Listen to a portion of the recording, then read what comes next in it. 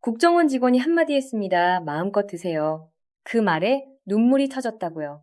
왜 그 한마디에 눈물이 나왔는지 그걸 이해하려면 먼저 이 질문부터 가야 합니다. 흰쌀밥을 먹는다는 이유로 감시 대상이 되는 나라가 있다면 여러분은 그걸 나라라고 부르겠습니까?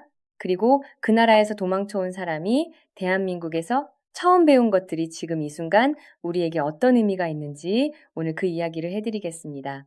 오늘 얘기할 분은 김하영 씨입니다. 북한 함경북도 해령 출신이에요. 선전선동대에서 일했습니다. 그 나라가 얼마나 완벽한지를 사람들에게 전달하는 일을 했죠. 당과 수령을 위한 노래를 부르고 3월과 9월 반간첩투쟁 월간마다 무대에 서서 외쳤어요. 남조선은 굶어 죽는 사람들이 득실거리는 병든 땅이라고, 그리고 본인 말 그대로 믿었다고 해요. 엄마가 먼저 한국에 와 있는데도 엄마도 거기서 굶고 있겠거니 생각했다고 해요. 잘 살고 있을 리 없다고. 내가 선전한 내용이 사실이니까. 2012년 목숨을 걸고 그 나라를 탈출했습니다. 한국에 온 지 이제 12년. 통일 강사로 전국 학교를 다니며 10년을 보냈어요. 오늘 저는 이분의 인생 이야기를 단순히 감동 스토리로 전달하려는 게 아닙니다. 이분의 증언 속에 지금 우리가 잊고 있는 어떤 진실이 있어요. 그 진실은 지금 이 순간 우리에게도 직접 연결됩니다. 그 연결고리가 어디로 이어지는지 끝까지 보시면 처음 질문이 전혀 다른 무게로 돌아옵니다.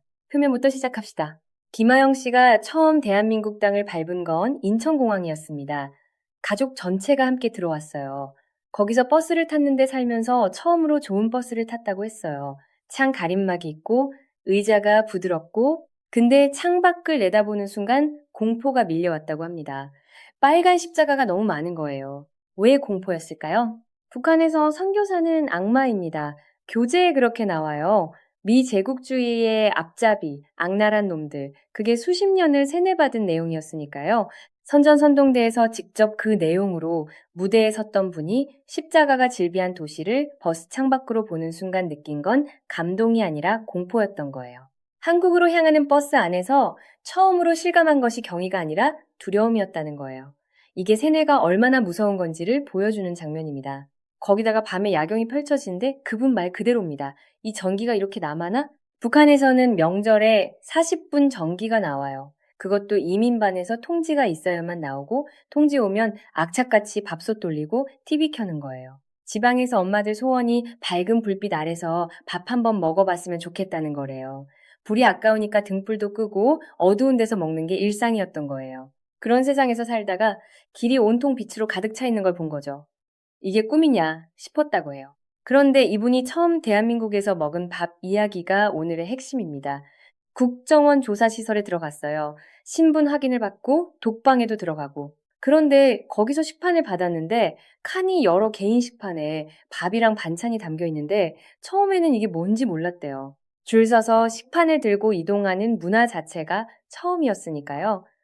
솔직히 죄수들은 이렇게 먹나 생각했다고 합니다. 이게 웃을 얘기가 아니에요. 자유사회의 가장 평범한 식사 방식이 낯설어서 죄수밥 생각이 나는 거거든요. 그런데 직원이 한마디 했어요. 마음껏 드세요. 그 말에 눈물이 터진 거예요. 왜요? 이게 왜 눈물이 됩니까? 북한에서 흰쌀밥은 감시 대상입니다. 진짜로요. 이민반에서 매일 집을 들여다봐요. 흰쌀밥을 먹으면 수익이 지출을 초과했다는 증거가 돼요. 감시관이 와서 따집니다. 너 어디서 돈 났냐? 남조선에서 돈 받은 거냐? 그래서 쌀밥에 옥수수를 섞어서 먹었어요. 남들 눈치 때문에. 고기도 냄새가 나면 안 되니까 문 꼭꼭 닫고 몰래 먹었고, 이건 개인적인 잔인함이 아니에요. 시스템이에요. 이민반이라는 감시 단위가 구역마다 누가 무얼 먹는지 파악하도록 설계돼 있거든요. 잘 먹는 게 증거가 되고 증거가 처벌로 이어지는 구조. 그 나라에서 살아온 사람에게 마음껏 드세요라는 말은 그냥 식사 안내가 아닌 거예요. 그리고 한국 밥은 돌이 없더래요. 북한에서 장마당 쌀을 사면 50찍은 돌이에요. 무게를 늘리려고 넣는 거죠. 이빨이 성한 사람이 없어요. 밥 먹다가 돌 안 씹으면 비정상이라고. 그래서 국정원 식판에서 밥을 받아들고 조심조심 씹었대요. 아이고, 돌 씹으면 이빨도 나가겠다 싶어서 근데 한 번도 돌이 안 씹히는 거예요. 국정원이니까 특별 관리하겠지 생각했대요. 나가서 쌀을 샀는데 역시 돌이 없더래요. 아무리 밀어내도 없어요. 그때 처음으로 실감했다고 합니다. 아, 진짜 다른 나라에 왔구나. 이게 단순한 생활 차이가 아닙니다. 여기서 한 단계 더 내려가야 돼요. 그런데 여기서 한 가지 놓치면 안 되는 게 있습니다. 이분이 세뇌에서 처음 깨어난 순간이 언제였는지 아세요? 정치범 수용소 보고 나서요? 아니에요. 이미 알면서도 믿었어요. 선전대에서 각성해서요? 그것도 아니에요. 엄마가 한국에서 보내온 돈을 처음 받았을 때예요. 중국 위안이 왔어요. 빨간 돈으로.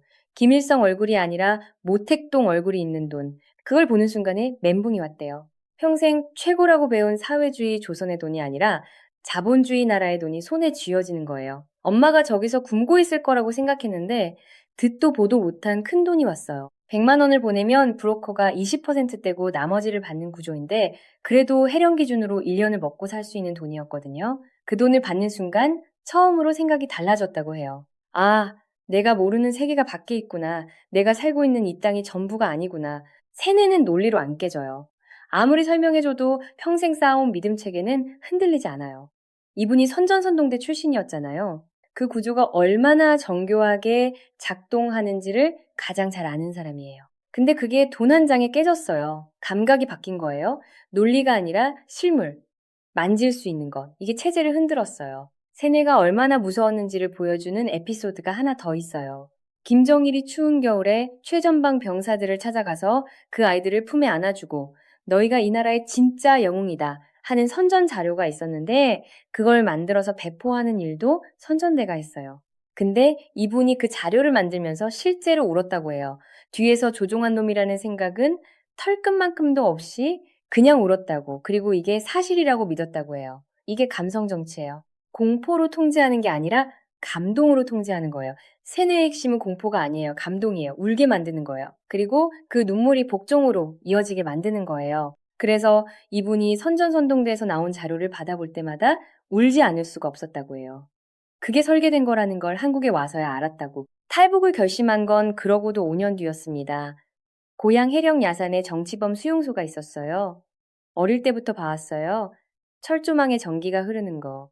거기서 농사일을 하던 아가씨가 전선을 만졌다가 내장이 다 쏟아져 죽었거든요. 수령에게 거스르는 사람들을 가둬놓은 곳이라는 걸 성인이 돼서야 알게 됐고 그 수용소 철조망이 어느 날 두만강까지 뻗어나온 거예요.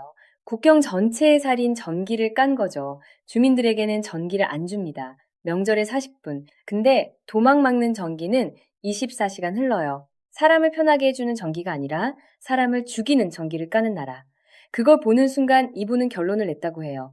여기선 앞날이 없다. 내 아이들의 미래가 없다. 가야 된다. 떠날 때 독약을 챙겼어요. 잡히면 죽으려고 칼도 챙겼고 가슴에는 시아버님 사진 한 장을 품었어요. 아이들에게는 거짓말을 해야 했죠. 엄마가 아파서 청진병원에 가는 거야. 초소에서 걸렸습니다. 차에서 딱 이 가족만 지목됐어요. 유시찰 대상이었으니까 지금까지 다 수색했어요. 가슴에 품은 시아버지 사진이 발각됐으면 그 자리에서 끝이었어요. 다행히 몸 수색까지는 안 했다고 해요. 아이들을 각각 다른 방에 분리해서 신문했어요. 아이들이 잘 버텨줬습니다. 두만강 넘어서 중국, 라오스, 태국, 그리고 대한민국 8년입니다. 엄마가 먼저 한국에 온 게 2004년, 딸이 합류한 게 2012년. 3년을 연락도 못했고 연결된 뒤 5년을 더 버텼어요. 8년을 떨어져 있다가 하나원에서 처음 만났어요. 근데 엄마가 다른 사람이 됐더래요. 삐쩍 말라 있고 엄마 말이 자식 생각에 밥이 목에 안 넘어갔다고 밥 한 술 뜰 때마다 그냥 울었다고 해요. 3년 뒤 췌장암으로 돌아가셨습니다. 자식들을 다 한국에 데려다 놓고 나서 눈을 감으면서 말했다고 해요. 이 세상에 나만큼 행복한 사람이 있으면 나와보라 그래라. 이 장면을 기억해 두세요. 잠시 후에 완전히 다른 의미로 돌아옵니다. 남산타워에서 서울을 내려다봤을 때 이분이 평생 들어온 서울의 이미지가 있어요. 굶주린 거지들이 넘쳐나고 탈북민들이 가면 비참하게 살다가 죽는 병든 자본주의 사회. 3월과 9월 방간첩 투쟁 월간마다 직접 그렇게 외쳤거든요. 근데 남산에서 내려다본 서울은 자동차가 천지더래요. 거지를 찾아봤다고 해요. 진짜로. 어디 있나 하고 없었어요. 엄마가 개도 자동차를 탄다고 했는데 실제로 자동차 창에서 개가 머리 내밀고 있는 것도 봤다고 해요. 그게 너무 신기했다고. 지하철 교통카드를 처음 써봤을 때 이게 1년 동안 이해가 안 됐다고 해요. 요만한 비닐카드 한 장을 띡 대면 어디든 갈 수 있다는 게 승무원도 없어요. 북한 기차에는 승무원이 수시로 돌아다니면서 차표 검사를 해요. 뭔가 구실을 잡아서 뇌물을 받으려고. 근데 한국 지하철에는 없잖아요. 몇 정거장 가다 나오겠지 기다렸대요. 끝까지 안 나오는 거예요. 그때 생각했다고 해요. 이 나라는 사람을 그냥 믿나? 참 별난 나라다. 통일 강사로 전국 학교를 다니면서 이분이 가장 충격을 받은 게 또 있었어요. 선생님들이었습니다. 학생이 이상한 질문을 해도 아무도 제재를 안 해요. 수업 시간에 마음에 안 들면 딴짓을 해도 크게 제재가 없어요. 이분이 북한에서는 열성 학부모였어요. 학부모 위원장도 하고 아이들이 1등 못하면 안 된다고 악착같이 교육시키고 선생한테 직접 부탁했다고 해요. 우리 아이가 바른 길에서 벗어날 때는 가없이 매를 들어주세요라고. 그게 북한의 학부모 문화예요. 근데 한국 학교에 와서 보니 아이들이 뭘 질문해도 선생이 막지 않아요. 10년을 강사일하면서 생각이 달라졌다고 해요. 아이들이 질문을 무서워하지 않는다는 게 사실 엄청난 자유라는 걸. 북한에서는 질문 자체가 위험해요.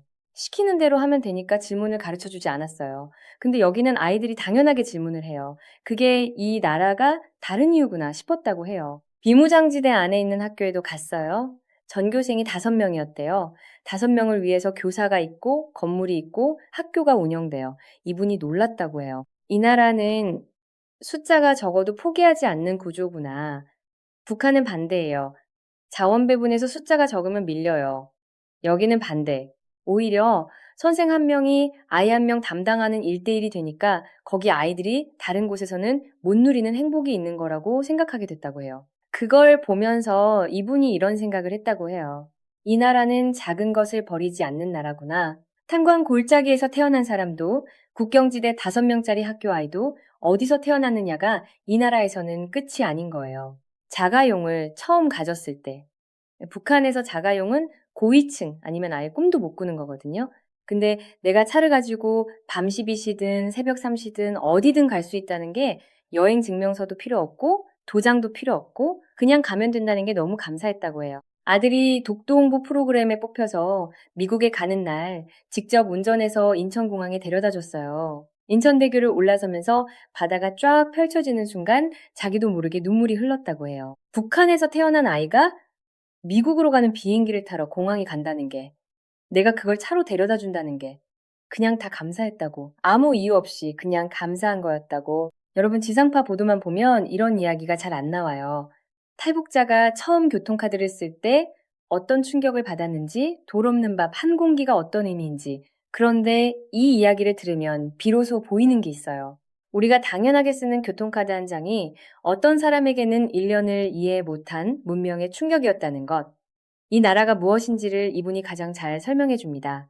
그런데 바로 이 지점에서 저는 지금 이 나라를 생각하게 됩니다. 2024년 12월 3일 밤입니다. 한 나라의 대통령이 비상계엄을 선포했어요. 포고문이 나왔습니다. 국회와 정당 활동을 금지한다. 언론을 통제한다. 헌법과 법률의 효력을 정지한다. 계엄군이 국회로 향했어요. 이 포고문에 담긴 내용이 어디서 들어본 것 같지 않습니까? 정치범 수용소 철조망에 전기를 깔아서 탈출하면 죽이는 나라, 명절에만 40분 전기 주는 나라, 흰쌀밥 먹으면 감시받는 나라. 거기서 목숨 걸고 도망쳐온 분이 대한민국에 와서 처음 배운 게 자유였어요. 마음껏 드세요. 한마디에 눈물 터진 자유. 그 자유가 2024년 12월 3일 단 하룻밤 사이에 정지 위기에 처했습니다. 이건 정치 공방 얘기가 아닙니다. 이건 도대체 무엇이 이 나라를 이 나라이게 하는지의 근본적인 문제예요. 선전 속에서 살다가 도망쳐온 사람이 이 땅에서 처음 배운 것들, 돌 없는 쌀, 승무원 없는 지하철, 질문을 무서워하지 않는 아이들. 이것들이 그분에게는 충격이었어요. 당연한 게 아니었으니까. 이 나라를 평생 병든 자본주의 사회라고 선전하도록 훈련받은 사람이 실제로 와서 처음 배운 것들이에요. 문제는 여기서부터입니다. 12.3 비상계엄은 6시간 만에 막혔어요. 국회가 막았습니다. 의원들이 담을 넘어서 들어갔고 새벽에 표결이 이뤄졌어요. 국민이 거리로 나왔어요. 계엄군이 철수했어요. 이게 대한민국의 힘이었습니다.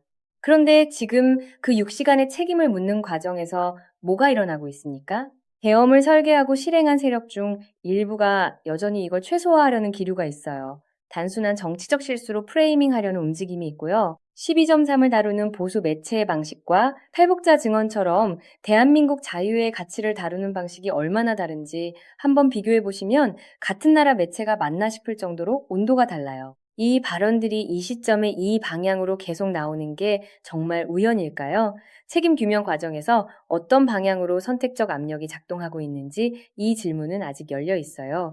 여기서 이 한마디를 드립니다. 자유의 무게는 자유를 잃어본 사람이 가장 잘 압니다. 대한민국에서 태어나서 계엄령을 교과서로만 배운 사람들이 계엄 포고문을 만들었어요. 세뇌 속에서 살다가 탈출한 사람이 이 땅의 자유에 눈물을 흘리는 동안 그 자유 속에서 자란 사람이 포고문을 썼어요.